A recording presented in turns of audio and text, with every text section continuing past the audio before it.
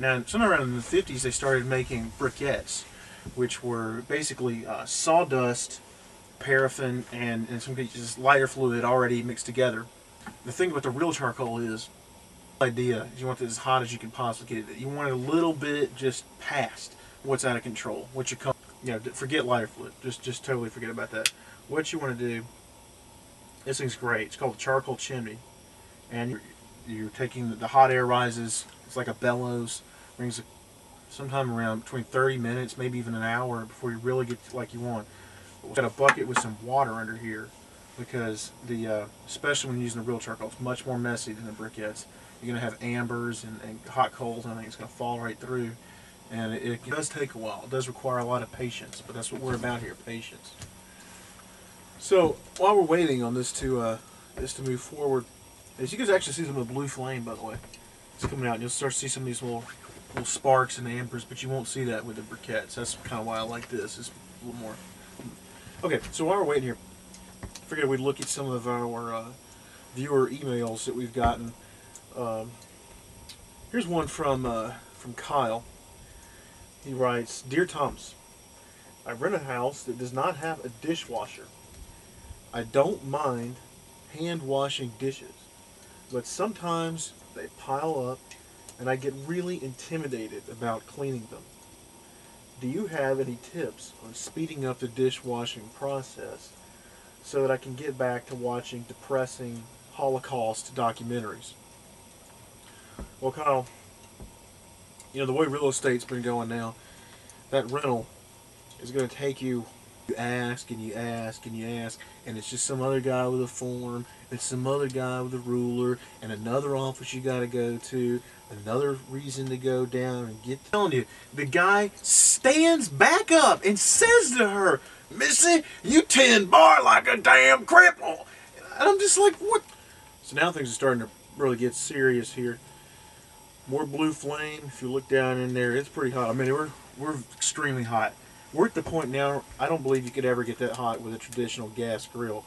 And that's kind of our strategy here, is when you're grilling steaks, what you want to do is you got to get that sucker as hot as you can, way past what you can stand.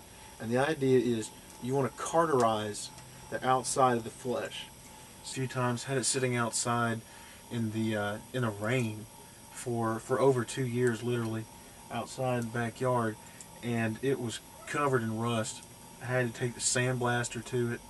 I had to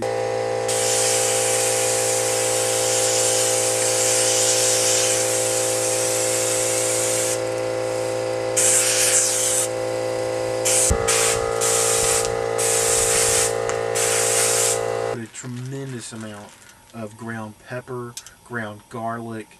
Now, conventional wisdom is, oh, you gotta have, a grill with a hood. No. That's if you're trying to bake something. If you don't want MSG, you do something like this. I put even more garlic and pepper.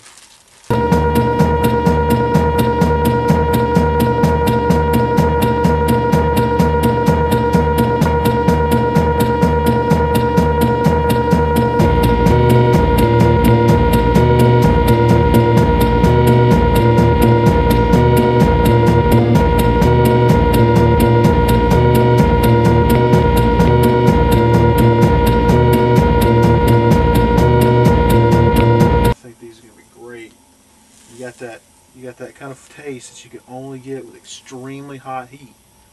This is fantastic. This might be some of the best I've ever had, actually. Great. More tension. But as far as the charcoal goes, this has almost been going for 2 hours, and we still got plenty of cooking power. It's going to go on for a while. I've had to stoke it very little. If you're at a campsite or something and you got this little charcoal grills, you can use more than one. That's another great thing about it. We used soy sauce. We used pepper, garlic. Not almost really gonna flare up when you put this thing on there as it drips down. And one of the things I learned when I first did it is you got to make sure you cut them into big enough pieces, because otherwise they fall down the slots in the grill. That's bad. Actually, they take a pretty good while to cook, to tell you the truth. I mean, it's getting awesome at this point. So the peppers turned out great too. One thing though is it's so cold out here, it's almost like in a freezer. So when you take them off for a while, they do cool back down and don't retain as much heat. But you just got to stay motivated, you know what I'm saying? Well, that just about wraps it up for this episode. We've covered a lot of ground tonight. We tried some new things. And if there's just one thing that you take away from this, I hope that it's, to give charcoal another chance, to have patience with it. Seems like hell and the neighbors complain. Don't give a hoot what they say. Gotta slap that hog, roll him over twice. Gotta baste him with a sweeping broom.